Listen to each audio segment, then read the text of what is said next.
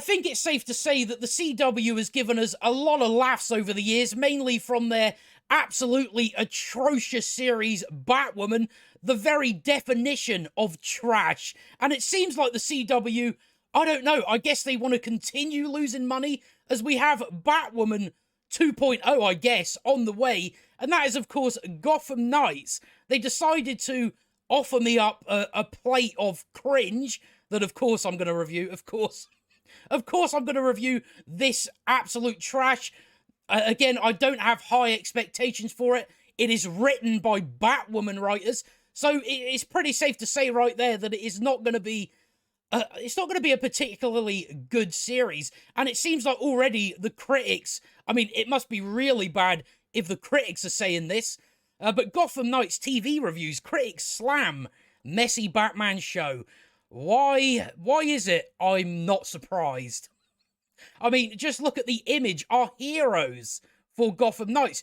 This is apparently Bruce Wayne's son.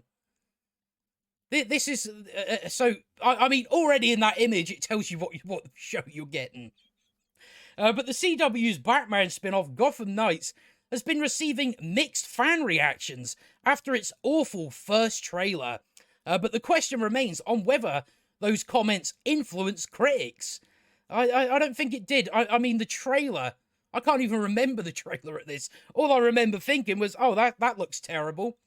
The upcoming non-Arrowverse spin-off from the CW is set to dive into the mystery of Batman's death. Why even attempt that? Why even as a Batwoman writer would you attempt to dive into the mystery of Batman's death? I don't think you can write mystery. I don't think they're smart enough for it. With the show pushing a ragtag group, that's your ragtag group, of Gotham misfits to the forefront, led by Bruce Wayne's adopted son and the Joker's daughter. So I believe that is the Joker's daughter. We needed the Joker's daughter for some reason.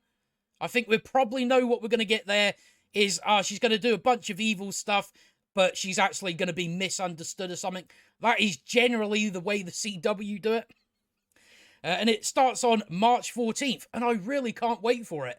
It's going to be a whole lot of fun to review that. Although it is 12 episodes, so I may lose my mind in that time span. The CW's Gotham Knights receives negative early reviews. I am not shocked. Critics shared their first social media reactions and reviews to Gotham Knights ahead of its debut. Murphy's Multiverse pointed out that the show's first 6 episodes were a drag due to its uninteresting and bad characters. And again, it's all telling me what I would expect to hear out of a current day CW show. I've seen the first 6 episodes of Gotham Knights, and man, was that a drag. Uninteresting and bad characters. So that's maybe something you don't want. You want your characters to be interesting. But we've all seen Batwoman. We've all seen how that's played out with writers that worked on that show. Unthreatening Court of Owls, so they're going to ruin the Court of Owls, great. And just a run-of-the-mill, paint-by-numbers storyline that you've seen before. Generic, that would be my guess. It feels like the second season of Riverdale. I mean, it says it all in the cast, doesn't it? That it's like Riverdale. Geekly Goods says, only 2 episodes in, but Gotham Knights has been a rough go so far. Cringe dialogue, I expect that. Shoddy acting, I expect that. Give us another Ruby, that's what you want to see. And a plot that seems disrespectful to Batman make this experience nearly unwatchable. If not for Navia Robinson's Carrie Kelly, I'd be out. And that, I believe, who's Carrie? I believe that's Carrie Kelly. I'm pretty sure. So they went a different route with what she looks like. Gotham Knights is as terrible as you all expected. Abysmal on all fronts. Oh, it sounds like a great night, doesn't it? Comic Books Nicole Drum said that the show is far from perfect. Gotham Knights is far from perfect, but it is also a bit unlike anything else that the CW has tried when it comes to its DC-inspired series. So, I mean, just to say this, being different doesn't make it good. While it struggles just a bit to get out of the gate, once it does, it delivers an interesting approach to a Gotham-centered Batman-adjacent story that's got just enough, because that's what we got to keep getting in TV shows, is a Batman-adjacent story. But I mean, I guess you would wish that Batman doesn't show up in these shows. And enough comic book DNA to make it an intriguing watch. Whether that will be enough to keep things going is in what is an interesting time for the network remains to be seen. But this is a series that is worth investigating. I mean, it's not unusual to get a positive review about shows like this. I'm pretty sure there was plenty of people shilling for Batwoman when it was out. And that's a very obvious mess of a show. It's unfortunate for Gotham Knights that it's debuting in this way at this time, because it's a fun show that might just be too buried in too many messes and too many Batmen to have a chance to live up to its potential. Much of it doesn't really matter. It's a season and done show. I don't think we're going to get a repeat of Batwoman where it got another 2 series. I mean, the CW, they had to sell the company for, what was it, like $1 or something like that. They had to get a company to take on all its debt.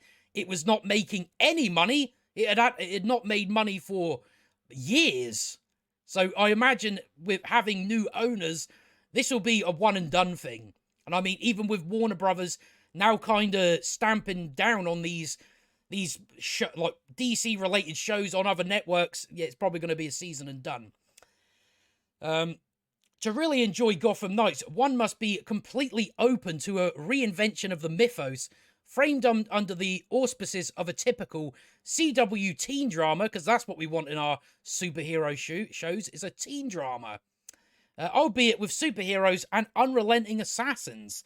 Those with a more curious familiarity with the Dark Knight might enjoy this show more. I mean, we've already seen that it disrespects Batman. Which, I mean, I'm pretty sure Batwoman did that as well. They turned him into a killer, all that type of stuff. Taking it as a street-level superhero drama, but there are so many references to the mythos that it doesn't feel geared towards comic fans as a target audience. I'm pretty sure we probably know what audience it has in mind. The modern audience, that, the audience that doesn't exist. That's probably my guess on that. Like Batman himself in this series, Gotham Knights is unfortunately dead on arrival unless it drastically improves as the season progresses. I don't see it happening. You've got Batwoman writers on this show. Thank whoever you pray to that the end seems nigh for the era of DC at the CW.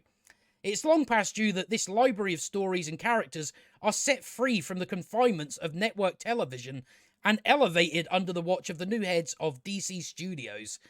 Gotham Knights, as many knew would be, isn't very good, but could have been if any had cared a whole lot more. I mean, if you hire Batwoman writers, this is what you're going to get. Unfortunately, Riverdale Cape shit just didn't pan out too well. Whoever thought it should be forced to read every single appearance of each and every character adapted in this series. So I think it's safe to say just from that it's not going to be very good. That was what I was expecting. I am looking forward to it in a way.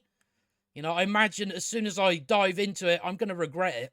Certainly going to regret it, but, the things we do, things we do just to, I don't know, provide people some entertainment, actual entertainment, rather than whatever Gotham Knights is going to be. So it's not looking good so far. It's what we all expected. I'm surprised the critics are this harsh on it. But, as I've said before, if the critics are saying like really negative about it, that just tells you exactly what you're in for.